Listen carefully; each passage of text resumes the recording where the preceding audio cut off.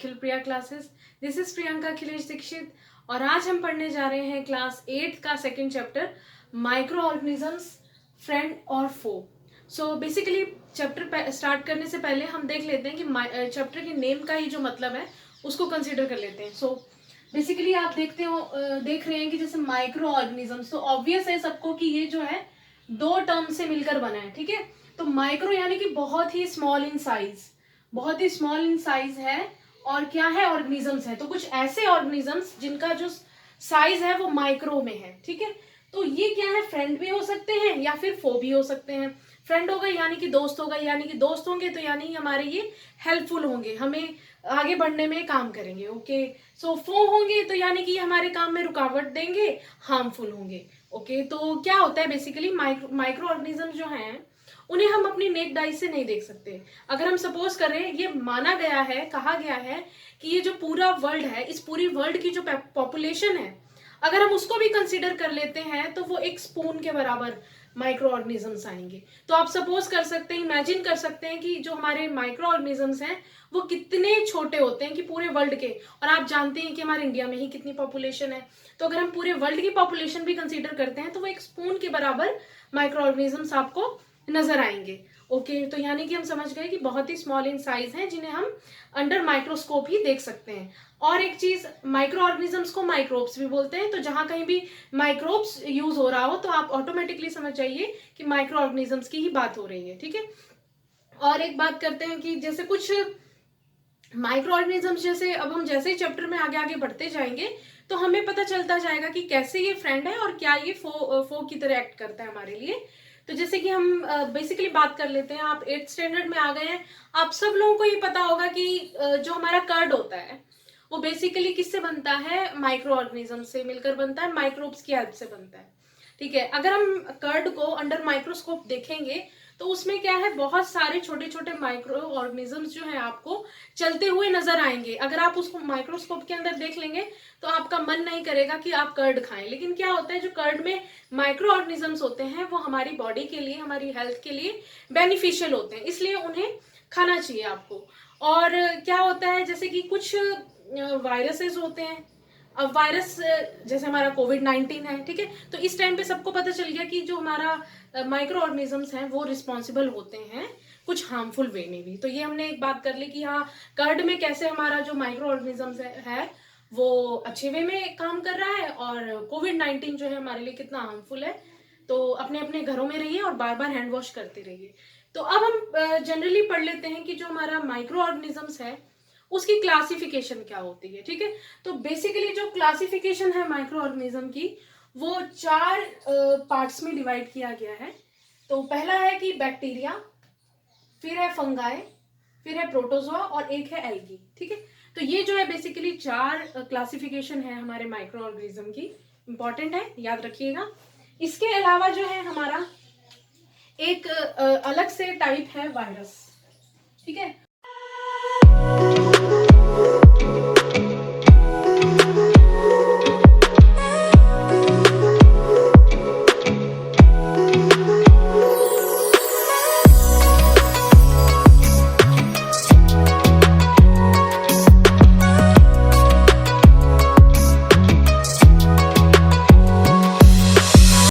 वो अलग रखा गया है। क्यों रखा गया है, चलिए बात करते हैं। अगर मान लीजिए मेरे घर में टेबल है, उस टेबल पर वायरस पड़ा हुआ है, तो वो इनएक्टिव है, यानी कि वो डेड कंडीशन में है, वो कोई भी हार्म नहीं करेगा जब तक उसको एक कोई लिविंग बॉडी नहीं मिल जाती। यानी कि जो वायरस होते हैं वो हमेशा जो है होस्ट, यानी कि आपका बैक्टीरिया हो गया या आपका एनिमल या प्लांट हो गए, ठीक है, इनके ऊपर जो है अपने आप को रिप्रोड्यूस करते हैं। अब मैंने बात की थी कि जैसे मान लीजिए हमारे घर के टेबल पर क्या है, इनएक्टिव या डेड कंडीशन में वायरस पड़ा हुआ है, ठीक है। अब क्या है, जैसे हम लिविंग ऑर्गेनिज्म है, हम गए, हमने टेबल पर हाथ लगाया तो वो जो वायरस था वो मेरे पाम में आ गया। अब इस पाम से मैं क्या करूंगी, अपने बॉडी के किसी भी एक्टिव ग्लैंड यानी कि माउथ, नोज या आईज पे टच कर दूंगी तो वो वायरस क्या है, हमारी बॉडी के अंदर एंटर हो जाएगा। और एंटर होने के बाद वो क्या करेगा, अंदर ही अंदर रिप्रोड्यूस होता जाएगा। और क्योंकि अब वो वायरस है, ठीक है, वो होस्ट बॉडी पे ही रिप्रोड्यूस होगा। जब तक वो टेबल पे था तो वो इनएक्टिव डेड कंडीशन में था। और इसलिए अब वो मेरी बॉडी हमारी बॉडी में एंटर हो गया है, तो वो क्या करेगा, फर्दर रिप्रोड्यूस करना स्टार्ट कर देगा और हमारी बॉडी को हार्म करना स्टार्ट कर देगा। हमारी बॉडी के अंदर जितने भी WBCs हैं, जो आर्मी है, वो क्या करेगी, उस डिजीज से बचाने के लिए हम उस वायरस के अगेंस्ट में लड़ेगी। ठीक है, तो इसीलिए जो कहते हैं कि ये जो कोविड-19 चल रहा है, इसमें आपको बार बार हैंड वॉश करना है, क्योंकि जो हमारे रिस्ट होते हैं, जो हमारी पाम होती है, ये बहुत ही रिस्पॉन्सिबल होती है, एज अ कैरियर कैरी करती हैं। क्योंकि मान लीजिए अगर बॉडी के और भी किसी पार्ट में मान लीजिए वायरस है, तो आप क्या करेंगे, जैसे हाथ लगेगा ना आपका, यहाँ आया या यहाँ आपने हाथ लगाया, वो हाथ जो है आपका, क्योंकि डेफिनेटली आप अपने फेस को तो टच करते ही हैं, ठीक है, तो वो फेस या जैसे आईज, नोज या माउथ, इसके थ्रू जो है बॉडी में एंटर कर जाते हैं। इसलिए बोला जाता है कि बार बार जो है हैंड वॉश करिए। अपने आप को बचाने के लिए आपको क्या करना पड़ता है, वायरस से बचने के लिए आप लोगों को बार बार हैंड वॉश करना पड़ता है, क्योंकि ये हैंड जो होते हैं बेसिकली एक कैरियर की तरह काम कर देते हैं। ठीक है, तो अब हम पढ़ेंगे कि जो माइक्रो ऑर्गेनिज्म है वो कैसे, उससे उसे पढ़ने से पहले एक हमारा जो टॉपिक है वो रह गया। अब देखिए, वायरस की बात हो रही थी, तो वायरस जो होते हैं वो कौन सी, जैसे कि हमारा जो ये कॉमन कफ एंड कोल्ड है, ठीक है, वो भी क्या है, आप लोगों ने देखा होगा घर में एक किसी इंसान को कफ एंड कोल्ड हुआ, एक को जुकाम हुआ, तो पूरे घर को हो जाता है। क्यों? वो क्योंकि वायरस होता है। इन्फ्लुएंजा हो गया, कॉमन कोल्ड हो गया, ये इस तरह के क्या है, वायरल डिजीजेस हैं। ठीक है, जिसमें क्या होता है, एक वायरस अगर दूसरे की बॉडी में एंटर हो गई तो वो उसको भी हार्म कर देती है। तो वायरस से होने वाली जो बीमारियां हैं वो क्या हो गई, कॉमन कोल्ड हो गया, आपका इन्फ्लुएंजा हो गया। इसके अलावा क्या है, बहुत सीवियर डिजीज भी कर देता है वायरस। एक तो आपके जिसमें आप अभी जी रहे हो वो आपको पता है, कोविड-19। अदर देन दैट हमारे पास क्या होता है कि ये आपका डिसेंट्री और ये सॉरी पोलियो हो गया आपका, और पोलियो के साथ साथ मलेरिया हो गया। ये भी क्या है, डिजीजेस हैं ऐसी जो कि बहुत ही ज्यादा बॉडी को इफेक्ट करते हैं। ठीक है, तो आप लोगों ने देखा होगा कि जो ये पोलियो और चिकन पॉक्स है, सॉरी, जो पोलियो और चिकन पॉक्स है, ये बेसिकली क्या है, वायरस डिजीजेज हैं। ठीक है, ये क्या करते हैं कि इस पोलियो के, आपको पता है कि हमारे इंडिया में बहुत सारे जो है अभियान लगाए जाते हैं, और ताकि 6 साल तक के बच्चों को क्या है, पोलियो की ड्रॉप्स दी जा सके। और चिकन पॉक्स के भी जो है वैक्सीनेशन, आपको पता है हमारे इंडिया में छोटे से ही लगने स्टार्ट हो जाते हैं, इसलिए जो है वैक्सीनेशन कराना भी चाहिए। तो वैक्सीनेशन में बेसिकली क्या किया जाता है, चिकन पॉक्स के ही इन एक्टिव जो वायरस होते हैं उनको बॉडी के अंदर डाल दिया जाता है, ताकि जो हमारे WBCs हों वो रिकॉग्नाइज कर लें कि अगर इन फ्यूचर ये वायरस हमारी बॉडी के अंदर एंटर होगा तो उसकी क्या स्ट्रेंथ होगी और कितना मुझे उससे लड़ना है। ठीक है, तो ये कुछ बातें थी कि हमारे जो हमारा वायरस है वो कैसे डिजीजेस करता है। कॉमन कफ हो गया, कॉमन कोल्ड कफ हो गया, आपका इन्फ्लुएंजा हो गया, जैसे कि मलेरिया हो गया आपका। ठीक है, और तो ये किससे होता है, प्रोटोजोआ से होता है। मलेरिया हो गया आपका, और ये डिसेंट्री हो गया, ये क्या करता है, बॉडी के अंदर क्या है, वाटर की इतना लॉस कर देता है। ठीक है, मलेरिया कहाँ होता है, जहाँ गंदगी होती है, पानी वाली जगह। ठीक है, तो ये किसकी वजह से होता है, प्रोटोजोआ की वजह से। अब जैसे कि हमारे बैक्टीरिया है, बैक्टीरिया की वजह से कौन सी बीमारी होगी हमें, टाइफाइड हो गया, आपका ट्यूबरक्लोसिस हो गया। तो ये चीजें क्या है कि हर एक तरह से हम ये कह सकते हैं कि जो हमारे बैक्टीरिया या वायरस हैं, ये कहीं ना कहीं अच्छे भी हैं और कहीं ना कहीं बुरे भी हैं, कहीं ना कहीं हार्मफुल भी हैं। ठीक है, तो अब हम पढ़ेंगे कि हमारे जो माइक्रो ऑर्गेनिज्म होते हैं वो कैसे लिव करते हैं। तो अब जो हमारे माइक्रो ऑर्गेनिजम्स हैं वो कहाँ लिव करते हैं। ठीक है, तो उसको पढ़ने से पहले मैं आप लोगों को बता दूं कि जो हमारे माइक्रो ऑर्गेनिजम्स हैं वो सिंगल सेल भी हो सकते हैं और मल्टी सेल भी हो सकते हैं। ठीक है, सिंगल सेल हो गए जिसमें क्या है, एक ही सेल होगा, एक ही सेल होगा, उसके अंदर न्यूक्लियस होगा और बाकी सारा cytoplasm, cell membrane, all structure होगा। ठीक है, लेकिन वो कैसा होगा, सिंगल सेल होगा। तो सिंगल सेल में क्या है, बहुत सारे बैक्टीरिया आ जाएंगे, पैरामीशियम आ जाएगा, आपका प्रोटोजोआ आ जाएंगे। तो उसके अंदर क्या आ जाएगा, जैसे पैरामीशियम हो गया, अमीबा हो गया, ये क्या है, सिंगल सेल बॉडी है। ठीक है, इसके अलावा क्या होता है, मल्टी सेलुलर, यानी कि आपको पता है कि वो एक से ज्यादा सेल से बने हुए हैं। तो उसमें क्या है, आपका फंगस आ गया, बहुत सारे और भी बैक्टीरिया हैं जो कि मल्टी सेलुलर में भी आ जाते हैं। तो अब हम बात करते हैं कि ये रहते कैसे हैं, कहाँ लिव करते हैं।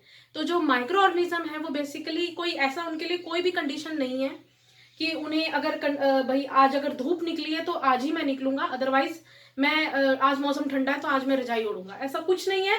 माइक्रो ऑर्गेनिज्म जो है किसी भी टेम्परेचर पे एग्जिस्ट कर सकते हैं, हॉट हो चाहे कोल्ड हो, किसी भी एनवायरनमेंट में एग्जिस्ट कर सकते हैं, वो पहाड़ों पे भी हो सकते हैं, वो डेजर्ट में भी हो सकते हैं। तो उनके लिए कोई भी हार्ड एंड फास्ट रूल नहीं है कि मुझे दिन में निकलना है कि मुझे रात में निकलना है, कि मुझे ठंडे में होना है कि मुझे गर्म में होना है, मुझे पहाड़ों पे होना है कि मुझे रेगिस्तान में होना है। तो so they can live on any climate, on any environmental condition. Okay, so अब इसको हम कहेंगे कि अब ये रहते कहाँ हैं, कहाँ लगेंगे।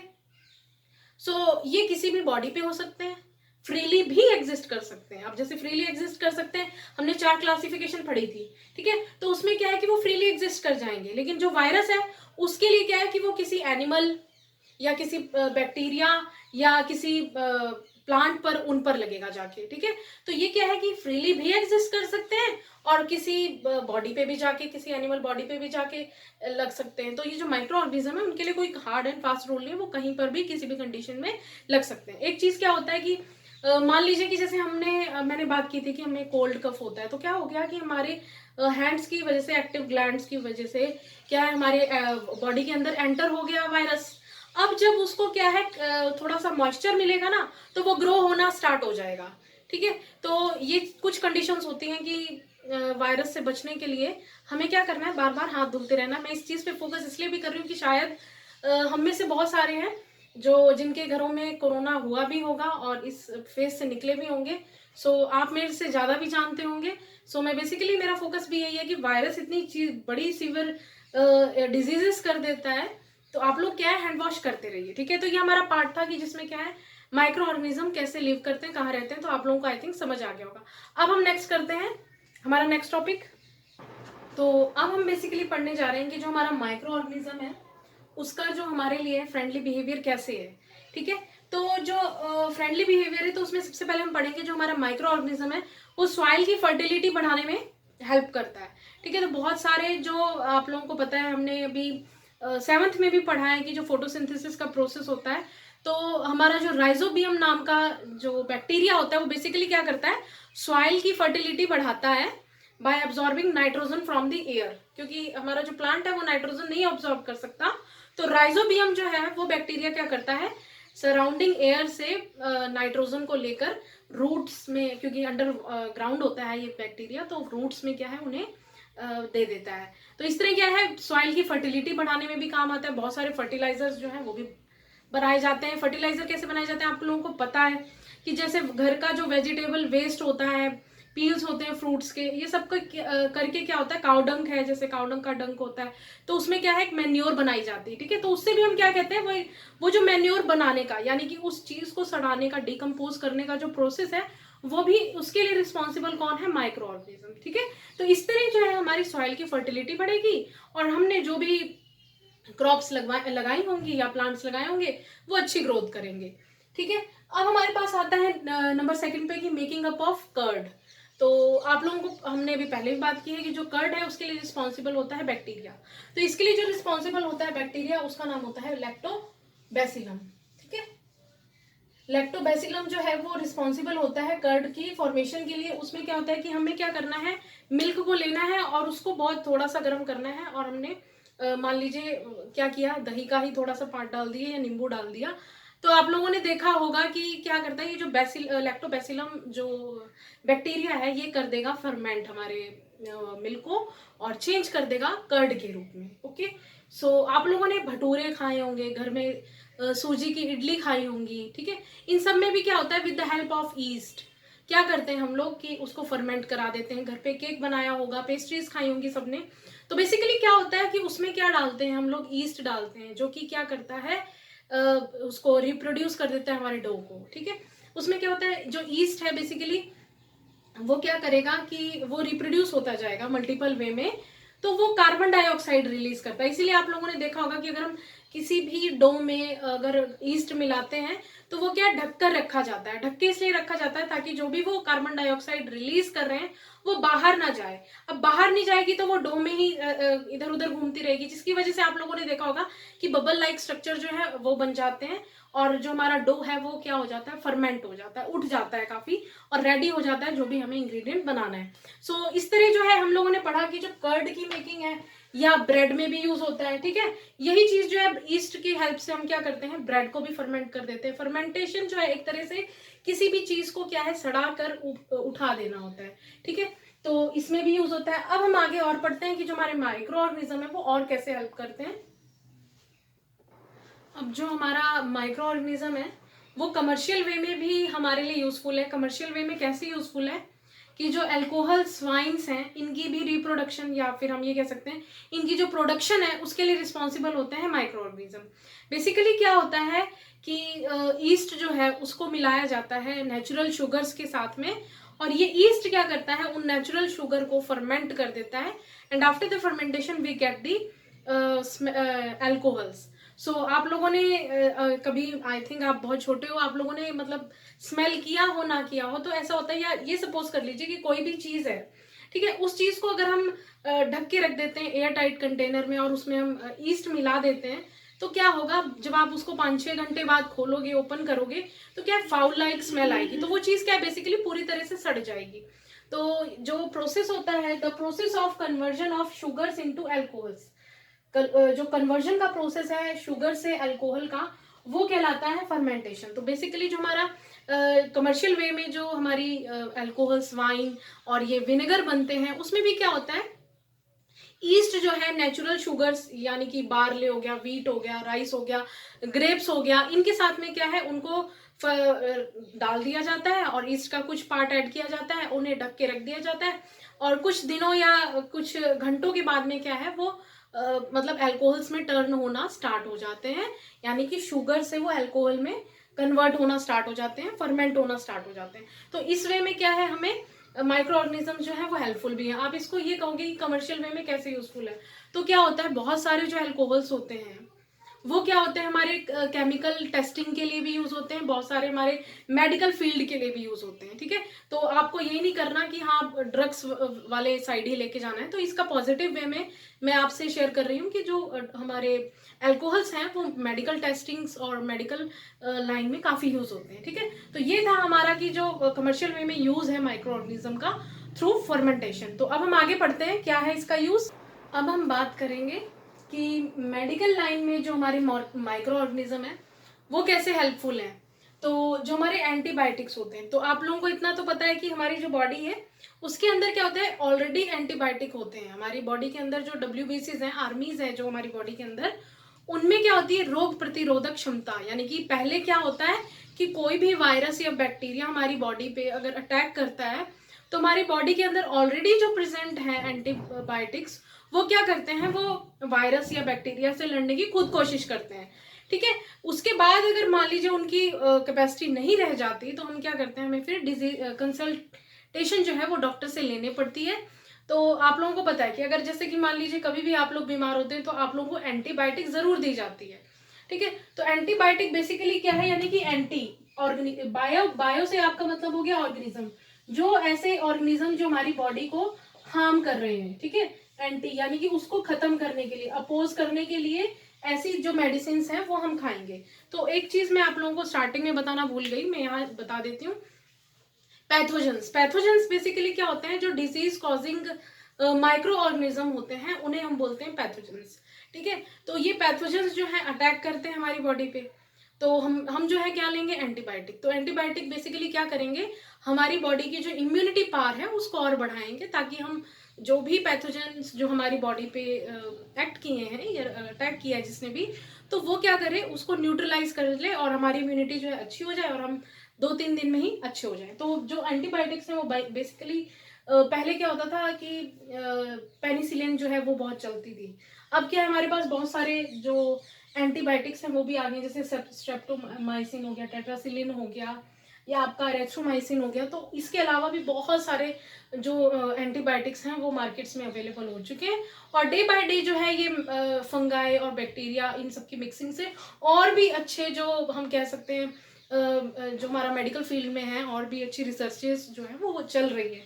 सो बेसिकली जो एंटीबायोटिक्स है उनका रोल क्या है कि जैसे ही कोई पैथोजेंस हमारी बॉडी में रिएक्ट करता है, अटैक करता है, तो हमारी इम्यूनिटी पावर को बढ़ाना, ताकि हम उस डिजीज से लड़ सके, ठीक है। तो जो हमारे एंटीबायोटिक्स हैं उनका यूज सिर्फ हमारी बॉडी के लिए ही नहीं है, ये एंटीबायोटिक्स जो हैं ये एनिमल्स के लिए भी यूज होते हैं, और बहुत सारे एनिमल्स के इन्फेक्शंस को भी चेक करने के लिए पोल्ट्री में इवन ये यूज़ होते हैं, ताकि उनके अंदर कोई इन्फेक्शन तो नहीं है उस चीज़ को भी चेक करने के लिए यूज़ होते हैं। अब हम बात कर लेते हैं कि अगर मान लीजिए आप लोगों ने ये भी सुना होगा कि एंटीबायोटिक्स जो है बहुत ज़्यादा मात्रा में भी नहीं खानी चाहिए, ठीक है। इसलिए जो है हमेशा डॉक्टर की कंसल्ट से ही एंटीबायोटिक लेना चाहिए, क्योंकि अगर मान लीजिए आप एक्सेस ले रहे हैं, ज़रूरत से ज़्यादा अगर आप अपने अंदर बॉडी के एंटीबायोटिक्स डाल रहे हैं, तो इसका मतलब है कि आप अपनी बॉडी के अंदर जो नेचुरल एंटीबॉडीज प्रेजेंट हैं जो कि डिजीज से लड़ सकती हैं, उनको आप खत्म कर रहे हैं, उनकी जो एफिशिएंसी है उनको आप वीक कर रहे हैं,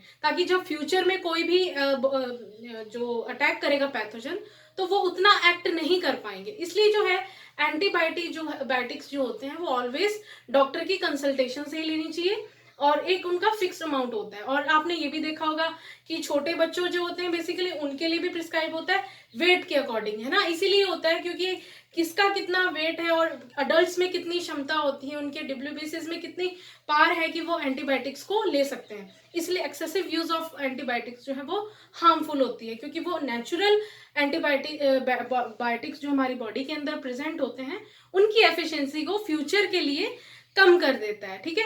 तो अब हम और पढ़ते हैं कि वैक्सीनेशन कैसे हेल्पफुल है। अब हम पढ़ेंगे कि जो वैक्सीनेशन होता है, तो वैक्सीनेशन जो है वो भी बहुत इंपॉर्टेंट होता है। बेसिकली जैसे ही कोई पैथोजेंस जो है, यानी कि पैथोजेंस क्या है, जो डिजीज कॉजिंग ऑर्गेनिजम्स हैं, जो वो हमारी बॉडी पे एक्ट करते हैं, तो हमारे बॉडीज के अंदर क्या होती है, एंटीबॉडीज। हमारी बॉडी के अंदर ही प्रेजेंट है एंटीबॉडीज, ताकि जो इन्वेडर यानी कि जो बाहर से माइक्रोब्स जो अटैक कर रहे हैं हमारी बॉडी को, उस पर वो फाइट कर सके, ठीक है। तो क्या होता है, हमारी बॉडी के अंदर ही एंटीबॉडी, जैसे ही कोई भी मान लीजिए ऑर्गेनिज्म या बैक्टीरिया जो हमारी बॉडी पे अटैक करता है, तो हमारी बॉडी के अंदर जो एंटीबॉडी ऑलरेडी एग्जिस्ट कर रहे थे, उन्हें पता है कि हमें इस बीमारी से या हमें इस वायरस या बैक्टीरिया से लड़ना है और कितना लड़ना है, क्योंकि they know the strength of the particular micro organism. तो बेसिकली आप लोगों ने ये भी देखा होगा कि जैसे इस टाइम पे कोविड-19 चल रहा है, तो वैक्सीनेशन हो रहा है। तो वैक्सीनेशन इज बेसिकली क्या होता है, उसमें क्या होता है, इनएक्टिव वायरस जो होते हैं या इनएक्टिव बॉडीज जो होती हैं, वो क्या कर दी जाती है, हमारी बॉडी के अंदर एंटर करवा दी जाती हैं, जिसकी वजह से क्या है, हमारी बॉडी जो है पहचान कर लेगी कि इफ इन फ्यूचर ये वायरस या ये बैक्टीरिया मेरी बॉडी पे अगर अटैक करता है, तो मुझे इतनी क्षमता से इसके साथ लड़ना है, ठीक है। तो जैसे कि आप लोगों को पता है कि जैसे स्मॉल पॉक्स हो गया, और ये आपका हेपेटाइटिस हो गया, ट्यूबरक्लोसिस हो गया, और भी बहुत सारी जो डिजीजेस हैं उनके लिए क्या होता है, वैक्सीनेशन होता है। और आप लोगों ने देखा होगा कि छोटे बच्चे जो होते हैं 1 to लेके 18 ईयर्स तक, जैसे कि 1 to 5 तो 1.5 ईयर्स तक तो लगातार आफ्टर 6 और 8 मंथ्स जो है वो जो वैक्सीनेशन है वो होता है, ताकि हम अपने जो बेबीज हैं उनके बॉडीज में ऑलरेडी जो है वो क्या करें, डाल दें एंटीबॉडीज, ताकि अगर उन्हें फ्यूचर में कोई भी बैक्टीरिया वायरस अटैक करता है तो उनकी बॉडी जो है उनसे लड़ सके, ठीक है। तो इस तरह जो है आप लोगों को, और एक चीज और, जो हमारा स्मॉल पॉक्स का जो वैक्सीनेशन था वो किसने डिस्कवर किया था, एडवर्ड जेनर ने 1798 में। तो ये ऐसा एक आप अपनी जीके के लिए इनहेंस करने के लिए याद रख सकते हैं, एडवर्ड जेनर ने 1798 में स्मॉल पॉक्स का जो वैक्सीनेशन है उसको करा था। तो आप लोगों को पता है कि ये जो स्मॉल पॉक्स है, चिकन पॉक्स हो गया, आपका हेपेटाइटिस हो गया, ये सभी हॉस्पिटल्स में अब क्या है, एसेंशियल वैक्सीनेशन जो होते हैं उस वैक्सीनेशन कार्ड में होता है, ठीक है। तो ये सबको लगते हैं, जैसे कि हमारे इंडिया में क्या है, पल्स पोलियो प्रोग्राम जो है वो सबके लिए है, ठीक है। तो इस वजह से क्या होता है कि हमारे जितने भी बाहर से कोई भी अगर एंटीबॉडीज हमारी बॉडी पे या हम पैथोजेंस एक्ट करते हैं, तो हमारी एंटीबॉडीज उनसे लड़ने की क्षमता रख सके। तो ये वैक्सीनेशन जो है करवाना चाहिए और बहुत इंपॉर्टेंट होता है। तो आई थिंक आप लोगों को समझ आ गया कि वैक्सीनेशन से माइक्रो ऑर्गेनिज्म हमारी बॉडी में आ जाते हैं और वो हमें ही अगेंस्ट जो अटैक करने वाले इन फ्यूचर में वायरस या बैक्टीरिया होते हैं उनके लिए हमारे इम्यून सिस्टम को डेवलप कर देते हैं, उन्हें रिकॉग्नाइज कर देते हैं। ऑलरेडी उन्हें पता चल जाता है कि इन फ्यूचर ये मेरे बॉडी में एंटर करता है तो मुझे इतनी स्ट्रेंथ से इसके साथ लड़ना है, ठीक है। तो ये था हमारा वैक्सीनेशन या फिर हमारा मेडिकल लाइन में माइक्रो ऑर्गेनिज्म का कैसे एक फ्रेंडली बिहेवियर है, ठीक है। तो हम आगे बढ़ते हैं। तो अब हम पढ़ने जा रहे हैं, हम लोगों ने पहले ही पढ़ लिया था कि जो सॉइल की फर्टिलिटी है उसके लिए भी जो माइक्रो ऑर्गेनिज्म है वो रिस्पॉन्सिबल होते हैं। आप लोगों को पता है कि जो राइजोबियम होते हैं वो रिस्पॉन्सिबल होते हैं कि सॉइल में नाइट्रोजन की जो मात्रा है, अमाउंट है, उसको बढ़ाने के लिए। तो इस तरह से हम उन्हें क्या कह सकते हैं, एक तरह से बैक्टीरियाज हैं जो कि नाइट्रोजन को फिक्स कर देते हैं अंडर सॉइल। अब हम करते हैं एक नया टॉपिक जिसमें क्या है, फ्रेंडली बिहेवियर पढ़ेंगे हम, क्लीनिंग द एनवायरनमेंट। ठीक है, तो एनवायरनमेंट को क्लीन करने में कैसे जो हमारे माइक्रो ऑर्गेनिज्म है वो रिस्पॉन्सिबल है। तो क्या होता है बेसिकली, जैसे कि बहुत सारे घर से वेस्ट निकला आपका, वेजिटेबल का, फ्रूट्स का, ठीक है, और काउ डंग का, तो इसको हम मिक्सअप करके क्या है, मैन्योर बना देते हैं। अब ये वेस्ट है, ये वेस्ट जो है इसको हमने एक अच्छे वे में यूज कर लिया, क्योंकि अब माइक्रो ऑर्गेनिज्म क्या करेंगे, इनको डिकम्पोज कर देंगे, डिकम्पोज करके क्या करेंगे, मैन्योर बना देंगे। वो मैन्योर जो है हमारी सॉइल की फर्टिलिटी में अमाउंट जो है वो इंक्रीज कर देगी, फर्टिलिटी रेट को इंक्रीज कर देगी। ठीक है, तो इस तरह से जो हमारा वेस्ट था उसको हमने एक नए जो नया डायरेक्शन उसको दे दिया, और उसके बिहाफ पर हमने यूज कर लिया वेस्ट प्रोडक्ट को। ओके, सो एक तरीका तो ये हो गया। उसके अलावा आप लोगों को पता है कि बहुत सारे जो जैसे एनवायरनमेंट में, जैसे फॉरेस्ट हो गया, या फॉरेस्ट हो गया आपका, जैसे मान लीजिए, और बहुत सारे क्या होते हैं, ये जो पेट एनिमल्स होते हैं आपके, जैसे काऊ, बुफेलो, पल, और ये बुल वगैरह, गोट्स, ये क्या होते हैं कि जैसे कि मान लीजिए कहीं भी एक्सीडेंटली इनकी डेथ हो गई, तो ये लोग क्या होते हैं जहाँ भी, क्योंकि हम लोगों का तो ये है कि भाई चलो प्रॉपर एक तरीका है कि जब हमारे मतलब हमारे जो ह्यूमन है उसमें क्या एक प्रॉपर वे है हम लोगों को बरी करने का, लेकिन एनिमल्स में ऐसा नहीं होता। तो क्या होता है कि आप लोगों ने देखा होगा कि बहुत सारे एनिमल्स तो पहले उसका फ्लैश जो होगा उसको खा लेंगे, जैसे क्रो आ गए, बहुत सारे बर्ड्स हो गए, कुछ एंड्स रिस्पॉन्सिबल हो जाएंगी, कुछ डॉग्स रिस्पॉन्सिबल हो जाएंगे, या अदर एनिमल्स जो है उसके फ्लैश को खाने में रिस्पॉन्सिबल हो जाएंगे। ठीक है, अगर नहीं भी कोई आया उसके पास, तो देन क्या होगा, उसके जो बॉडी पार्ट्स हैं वो ऑटोमेटिकली क्या हो जाएगा, डिकम्पोज होने स्टार्ट हो जाएगा। और आप लोगों ने देखा होगा कि अगर आप आसपास से कहीं से भी गुजरते हो, स्मेल आने लगती है आपको, आपको पता चल जाता है कि यहाँ पर कहीं पे आसपास जो है एनिमल की डेथ हुई है। तो हमारा एनवायरनमेंट में ये स्मेली जो ऑर्गेनिजम्स हैं, मतलब जो डेड हो चुके हैं, उनको डिकम्पोज करने में भी माइक्रो ऑर्गेनिज्म का बहुत बड़ा रोल है। ठीक है, अब आप लोग कहोगे कि वो थोड़े दिन तो उनका जो बोन स्ट्रक्चर है वो दिखाई देगा, आफ्टर फ्यू डेज वो भी खत्म हो जाएगा। तो वो क्या होता है बेसिकली, माइक्रो ऑर्गेनिज्म जो है इन डेड जो एनिमल्स हैं उनको टोटली जो है डिकम्पोज कर देते हैं और सॉइल में बरी कर देते हैं ऑटोमेटिकली। ठीक है, तो इस तरह क्या है, स्मेली जो एनवायरनमेंट है उससे भी हमें बचाते हैं। तो ये था हमारा कि क्लीन कैसे करते हैं माइक्रो ऑर्गेनिज्म। तो आई थिंक कि ये पार्ट जो है यहाँ तक हमने कर लिया कि माइक्रो ऑर्गेनिज्म जो है ये कैसे हेल्पफुल है, फ्रेंडली बिहेवियर है। नेक्स्ट पार्ट में हम पढ़ेंगे कि फो का रोल कैसे माइक्रो ऑर्गेनिज्म प्ले करते हैं। तो आई थिंक वीडियो आपको कैसी लगी, प्लीज कमेंट सेक्शन में आप बता सकते हैं। वीडियो को लाइक करिए, चैनल को सब्सक्राइब करिए। Thank you for watching this video.